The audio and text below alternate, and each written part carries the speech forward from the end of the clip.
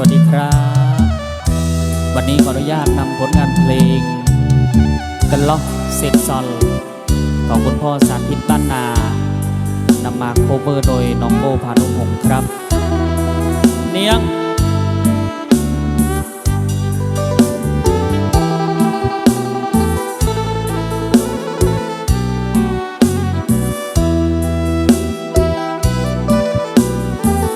ถ้า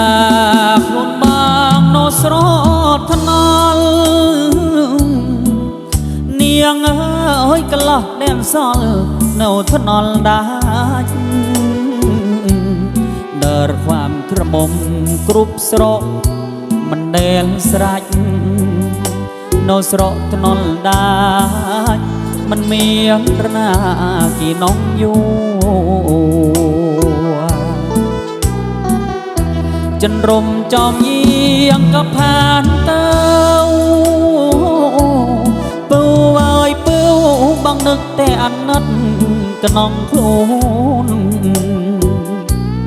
ความสรอยลังปีระใบบูอันน้อยโคลนมันเมียนกระมมหน้าน้องเคยจัดระใสสักตะมูน้องสรอสมัยเนียงก็จัดได้กับปลวดทมียันกลอดทำไม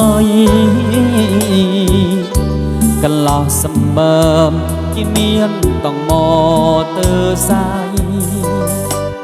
สไรเอ้ยสไรมันเมียนหน้ากิ้วอันย่อยเรื่องขมาดนี่ครูนก็จักเด้อยากนะอัดสตางโยโมสูรเปื้อเสรเปลือบางนี่ก็มันเมียนเนวเนียงเสรเปื้อโอนรถเต้ารัวทำไมตะเมินสระสันร้องก็จำบ้านเนียงน้องครานโจลบ้างน้องตระเปียงทมแสดงเนียงเฮยระมัดอย่างนากรูมงเนียงเฮยโจลบางเต้ายวดไม่ถ้ากำอ้อยนอกคลูนบางอย่างเฮยองระมัดจอลบางเต้าบาดเนปลวกบังกราหรือโคลนบางกันสัตว์กระมมเนียงเฮมันกึดสนับกระบางเลยกระต้มแพลงเปิดปริปันลาเนียงก็ปรับท่าบอนยืงมินดอลขึ้นขวายเต้าจอกกันละเศษสัลปริงบางมันจีคุณบางสมลี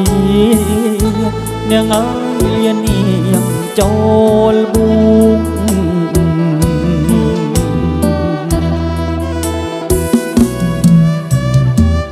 เนียง